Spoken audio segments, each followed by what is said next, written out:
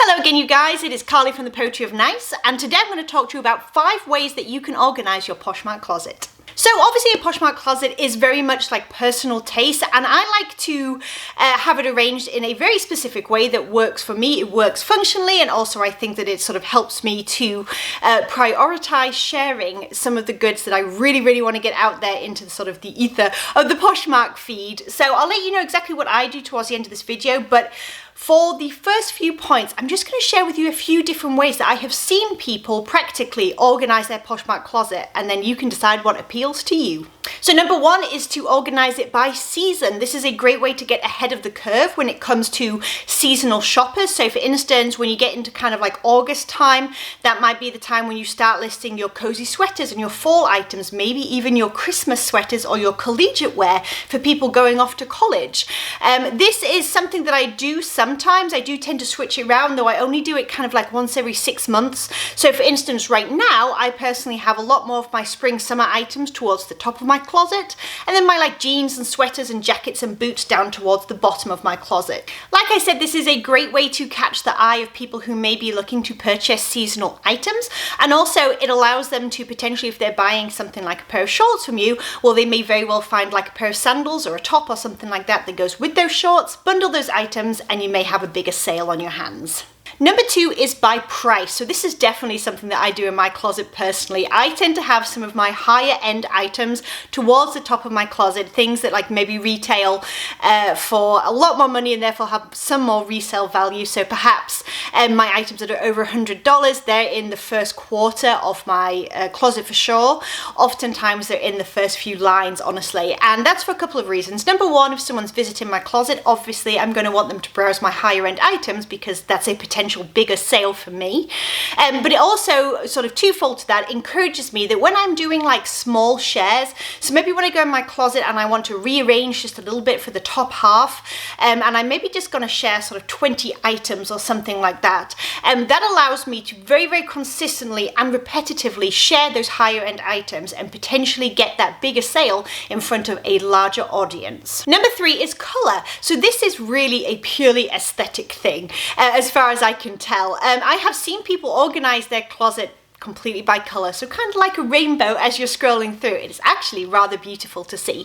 I have not done this personally, only because I kind of, honestly, first of all, it's quite a lot of work, I can only imagine, that goes into being able to arrange your closet in that way, especially when you have like 800 to 1,000 items like I do. But also, I just never really found it super necessary. I didn't feel like there was so much of a function there, unless perhaps there's like a color of the year.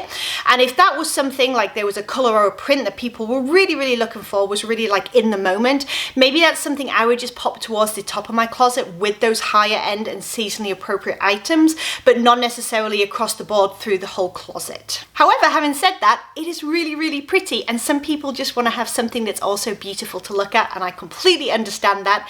And you know, it's always nice when you stumble on one that has a lot of thought put into it. Number 4 is by category. So I have seen people organize their closets completely by the clothing categories. Perhaps they'll start with shoes and have all their shoes at the top, and then they'll go into jeans and pants, then into skirts, then into tops, and onwards like that. That way people, when they're browsing, they're actually looking at like items. And I've also seen people put Poshmark tiles in there as well, literally saying like shoes, so you can see the beginning and the ending of a category. Again, this is not something that I've done personally because I just haven't sort of found a way to make that work functionally for me. I kind of like my closet to be a little bit of everything. Again, I really like my closet to be more sort of like brand, style and season conscious rather than just specific categories. Mostly because if someone's coming to look at your closet and they're sort of on the hunt in general for a pair of jeans or maybe a pair of like running shoes, and at the top of your closet they're scrolling through, and as far as the eye can see, all they can find are skirts, there's a chance that they may leave your closet empty-handed where they could have potentially found something. Again, it's kind of swings and roundabouts. It's just not my preference, but again, aesthetically, it can be really appealing as well if that's what you're into in terms of very like type A organization, a very tight ship, if you like. So I can definitely see the appeal. It's just not personally for me. Okay, and number 5, I kind of touched on this when it comes to the pricing because they kind of go hand in hand, but desirability. So I kind of mentioned that I like to put the top name brands at the top of my closet. For me at the moment, that's things like Fry, Adriana Goldschmied, Coach, Worth, those kinds of brands like the Hyatt St. John, higher end brands, right? Things that don't always sell super quick, but they're sales that I'm always looking forward to. So that's one side of it. And then the desirability side that I'm talking about isn't just to do with brand, though obviously that plays a role. It's also to do with things like, is animal print really in right now? Is the color chartreuse really in? Like, if so, then those are items that you may want to move to the top of your closet there so that you're very eye-catching to somebody who's maybe just window shopping or browsing. They can see that your closet is a place that potentially, you know, is on trend. They may want to bookmark and come back and shop some more. Okay, and my like bonus number 6, bonus please, is really like, how do I do it? So I'm gonna let you know how I set up my own store as well in terms of just like the flow of it. So personally for me, it's all to do with markers. I create Poshmark tiles, which by the way, I'm gonna be making a video on really soon on how I make those for free. And I use those throughout my closet as kind of like guidance, like reference points, so that I know where I like to place things. So my very first tile is a welcome to my closet tile.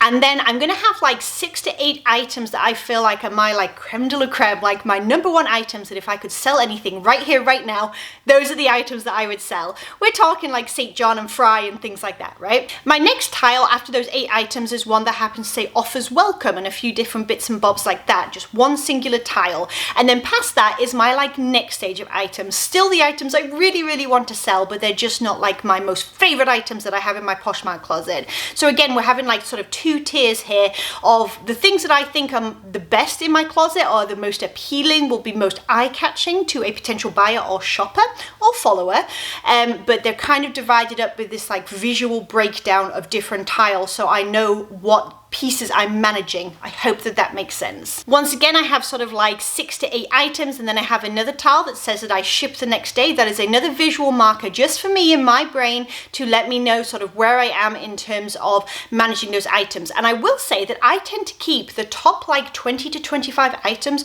almost the same, obviously outside of them selling. I do that, like I said, because they're my absolute favorite items, and they're the things that I really want to sell. And what I do is when I list new items that aren't quite as good as my top 20 or so items, I actually sort of share them, like integrate them into my closet.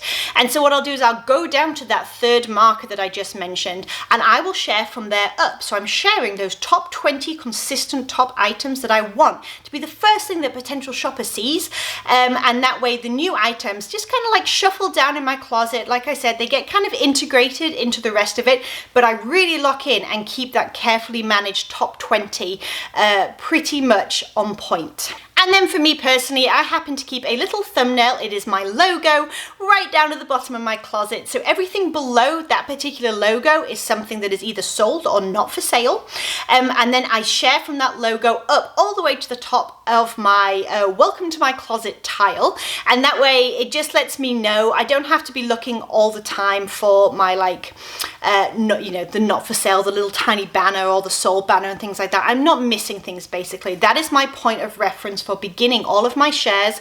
It's just something that makes it really easy for me to do my sharing and to just kind of break it down easily. It's also a great point as well, because if I'm wanting to make sure that I haven't accidentally stopped sharing an item, which sometimes happens, sometimes they fall below the logo tile right at the bottom, it's a great point for me to scroll down, find that logo tile, and then I can just check the several rows below sort of habitually, if you like, to make sure that nothing dropped off my radar and therefore has stopped being shared on a regular basis, because we don't want that. We want to be sharing everything every single day, at least in my closet.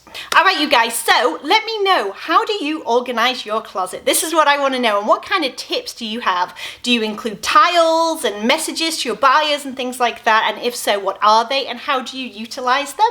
Let's all share our tips down below in the comments section and hopefully learn a little bit from each other. Alright you guys, that is everything today. If you enjoyed this video, please do think about giving it a thumbs up. And if you're new here and you enjoy thrifty reseller content, please do think about hitting that subscribe button down below. Don't forget to say hello in the comments so that I can say hi back. See you soon, guys.